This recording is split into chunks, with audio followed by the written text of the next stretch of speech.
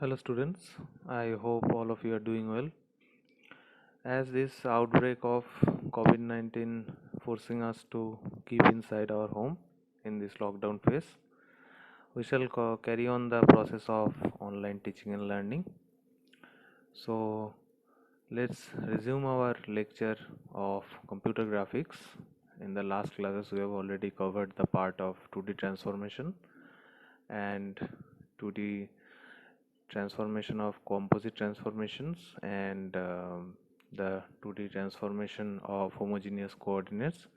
Today we are going to look a bit into a deeper portion of the transformation, that is what will happen if we transform the coordinates. So let's carry on the lecture, and if you are going to have any question regarding this or regarding the previous lectures, you can contact me. So let's start. Okay, so today we are going to discuss coordinate transformation.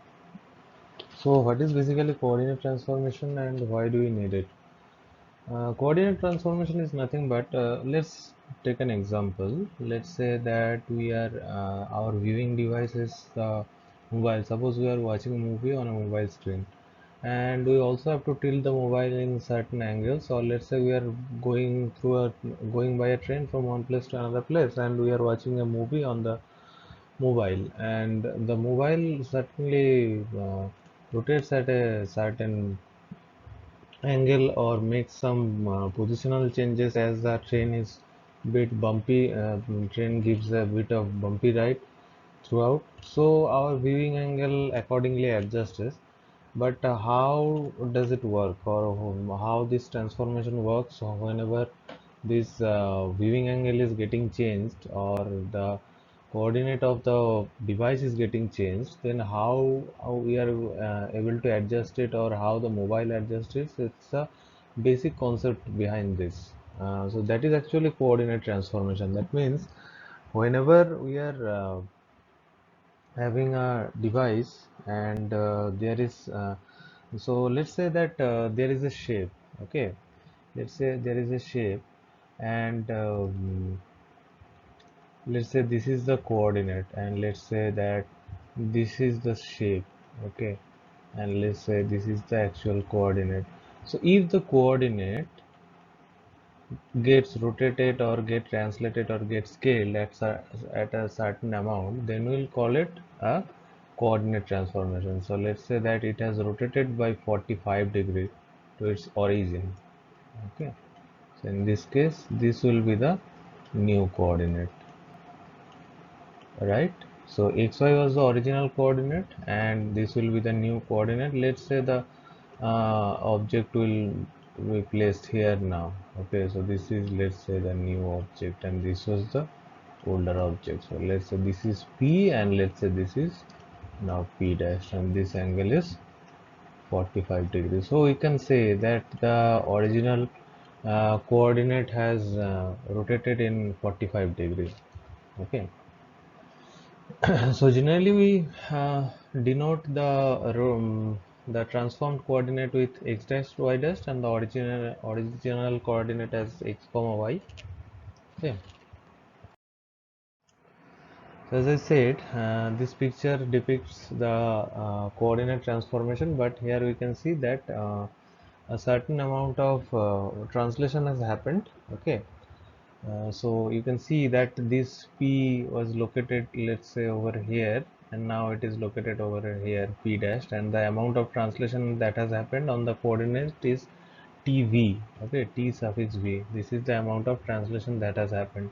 So it didn't got rotated, it didn't get rotated, or it didn't get scaled. Just only translation has happened on this particular coordinate. So let's say if this was over here, now this is the object, and this was actually placed over here. So this is the amount of translation happened between these two. Okay, so actually the coordinate transformation, the amount of translation happened is TV. So as I said that translation in coordinate translation, we are mentioning it with a with a variable that is called t suffix v. Okay, so how we are going to measure it? So you can simply measure it by just using the following equation, that the direction and distance displacement is given by the vector v, which is tx, ty, and it is multiplied with I and j. So I and j is the current pixel position, or the current pixel position towards x and y axis, and tx is the translation happened towards the x axis, and ty is the translation happened towards the y axis. So let's say if there was a problem statement given that you have an object placed at 4,3 position, and um, it has translated amount of let's say 16 units towards the x position and 14 units towards the y position. So the calculate the vector, it will be 4 into 16 and plus 3 into 14. That will be the amount of translation has happened, that is v. Okay, so by alternatively we can say that the for the new coordinate, so this was given in the previous slide, that this is the original coordinate and this is the new coordinate. This is actually t suffix v, right? So actually t suffix v has two further variable. One is tx and one is ty. We have already seen these two over here, tx and ty, right? So the new coordinate, for new coordinate, the values will be x dash equals to x minus tx and y dash equals to y minus ty. Okay.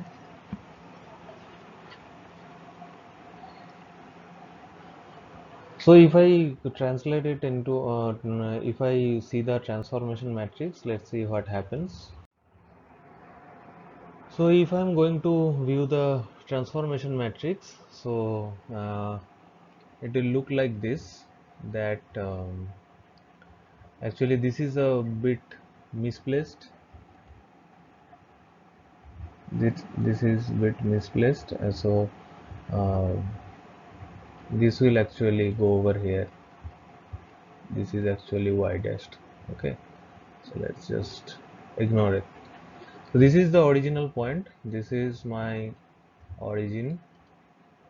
This is the amount of translation that has happened on the coordinate. Remember, it has happened on the coordinate, not on the object. Okay, now you will find some of the problems where translation has happened on the coordinate and on the object. So first of all you have to translate the coordinate, then you have to apply the translation of the object. Okay, because whenever again we are going back to the same example, whenever our device is getting rotated and the movie is going on, so the first thing that will happen is the mobile getting rotated, then you will able to see that the object is also getting rotated. So first of all you have to make the translation of the coordinate, and then you can proceed to the translation of the object. That you have to keep in mind. Okay, so let's carry on with this lecture. So this is the amount of translation that has happened on the coordinate, and this is the new coordinate p x dash y dash. So the value of p dash will be p minus t. So same thing will be applied on rotation and scaling also. That means on a transformation of coordinate will include also rotation and scaling. So if the amount of rotation is theta on a particular coordinate, in that case, similarly we are following just the equation that we got from the previous rotation topic that we discussed in our previous lectures. Please revert back to it if you don't understand or don't see where these values are coming from. Okay, so in these cases the values will be in the new coordinates are again x dash y dash. So similarly the value of x dash will be x cos theta plus y sin theta, and y dash will be minus a x sin theta plus y cos theta. Okay, so please revert back. The reference is the lecture, the last lecture, or you can go back to the lecture before that, it has been highlighted that how the transformation works, or sorry, rotation works in transformation, and how can I get these equation for rotation. Okay, so it is as simple as that. Just you have to keep in mind that we are just rotating the particular coordinate, and these x dash y dash are the new coordinate values, not the object's position. Okay, so again, if the object is also getting rotated, first of all you have to rotate the particular coordinate, then you have to rotate the particular object. Okay, so this should be your actual equation. So p dash equals to r theta into p. So your r theta is basically this thing, and if you multiply it with p, you are going to get these equations. Okay, so similarly, you know what is the concept of the scaling. That scaling is basically getting the amount of object is getting reduced bigger or smaller. So in this case, the coordinate will get scaled at a bigger size or smaller size, right? So now you may ask that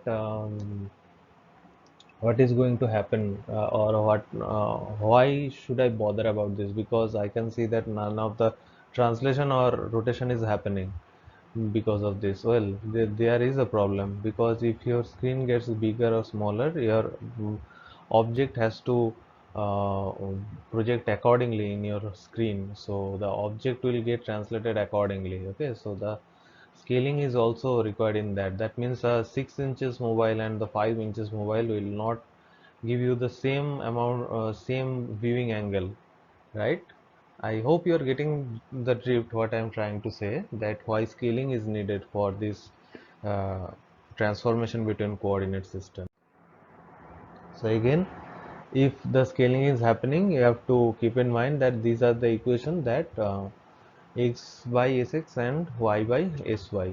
Okay, so x dash y dash are the new coordinates. Okay, so same as the previous lecture, that it is just getting multiplied with sx and sy. Okay, so you can see that over here we just converted into the transformation matrix. So if you are going back to the previous, if you go back to the previous slide, you will see that multiplying these two, we are going to get the equations that we originated. That is, x dash is equals to x by sx, and y dash equals to y by sy, right? So that is the basic concept between the transformation between coordinate system. Now wherever I'm going from here is a completely different topic. It is included in this chapter, but I am moving slightly toward the non-rigid part. But this reflection is not actually non-rigid, because whenever you are seeing a mirror image of any object, the shape of the object is not actually getting changed, but the coordinates will get changed accordingly, right? So whenever, let's take an example that we have an object like this. Okay, and this is my mirror, so the mirror reflection will look like this. Okay, so this coordinate will be reflected over here, and similarly this one over here, this one over here, and this one will reflected over here. So their coordinates are getting basically changed, but their shape is remaining intact. Okay, so that is why it is a kind of rigid transformation. We are not going to include it in the non-rigid transformation. So you can see these equations, that where x dash is equals to x and y dash is equals to minus y. So actually in this case the reflection is happening towards the y-axis. So let's see an example. You can see that there are two examples over here. One is happening towards the along the x-axis, and another is happening along the y-axis. So whenever it is happening along the x-axis, the value of x is remaining the same, but the value of y is getting negated, right? You can see on this one that the value of y has got a negative value. Similarly for this one, if it is reflection is happening along y-axis, so what is happening? So let's say the object is over here, and after reflection the object is over here. So now the value was 1 comma 1, and the value of x is actually changed, so it will be minus 1 comma 1. Similarly, we can represent these values in a transformation matrix also. So if you are going to multiply these values, you will find out that whenever we are doing the reflection towards the y-axis, so x dash is minus x and y dash is y. And whenever we are doing the reflection towards the x-axis, so x dash is remaining the same, but y dash is becoming minus y. Now, next or the last topic, shall I say, about in this whole chapter is shearing. So, shearing is the only non-rigid transformation that is included in your syllabus, and we have to cover it. So, shearing is nothing but you have to change the object towards a direction, keeping one direction fixed, but another direction you have to change. That means one coordinate you have to remain fixed, and another coordinate you have to move along. So if I am uh, fixing the y-axis values and moving the objects towards the x-axis, so it is going to look like something like this. Okay, and if this thing is done towards the x-axis, that means you can see that the original position was here, right? But now it has sheared like this. So the value of x's has been changed. X values has been changed. So that's why if you move it along the x-axis, it is going to look like this. Okay. So that means not only it has translated up to some part, the shape of the object has also changed. That means you can see that here we have fixed one part, and here also we have fixed one part and changed another. That's why it has happened. Okay, that's why it has been. Okay, so actually the if I have to overdraw on this thing, you can also say that this will look like this. This is also one kind of shearing. Okay, so this thing actually has so this value has moved over here, and this value has moved over here. Okay, so that is the shearing. That means either axis you have to keep intact, but another axis you have to move along. So in that case the shape of the object will also get changed. So you can see that the originally it was a square, now it looks like a bit of a rhombus or trapezium, right? So that is shearing. So the object shape is changing, so it is one kind of non-rigid transformation. So it can happen towards x-axis and y-axis. So if it happens along the x-axis, so this will be the equation. So amount of shearing happened, let's say assume it is SHX, and you have to it has to be multiplied with the value of y old. Okay, and if it happens towards the y-axis, the value of the shearing has to be multiplied with the x old and get added over here. Okay. So these are the equations that you have to keep in mind during the shearing. Always remember that these values are necessary for your shearing, so that you can understand that in which axis the shearing is happening, and you can move along accordingly. This is actually a multiply sign, this is not x. Okay, so this is a multiply sign, just don't mistake it with an x. So this is actually shx into y old. So if you look at this transformation matrix, you will be able to understand what I tried to say. Okay, so that is it about the sharing. So that brings an end to this chapter that we have already completed the discussion about rigid and non-rigid. So in the beginning we had rotation, scaling and translation, amount rigid transformation. In non-rigid we covered sharing. There are plenty of non-rigid transformations available. Mapping is one of them. Maybe we will discuss it bit later, but this is not in your syllabus. So as a chapter out of syllabus, we can discuss it later whenever our total syllabus has been covered. Homogeneous coordinates I have included accordingly. I have discussed transformation of coordinates today, and composite transformation was also discussed in the previous lecture, and we have focused on the reflection in the lecture that we have discussed today. Okay, so this is the basically the basic concept behind the transformation, or the how the object transformation is going to happen whenever we are going to see through a device, or whenever we are seeing an object in an animation. So that is the total concept behind the 2D transformation. We are not talking about 3D yet, we are stuck at 2D. In the next module we are going to start from projection, viewing these operations. Okay, so if you are going to have any question regarding these topics, you can call me, text me. You already know my number. Thank you. Stay safe, stay at home. Bye. Catch you in the next one.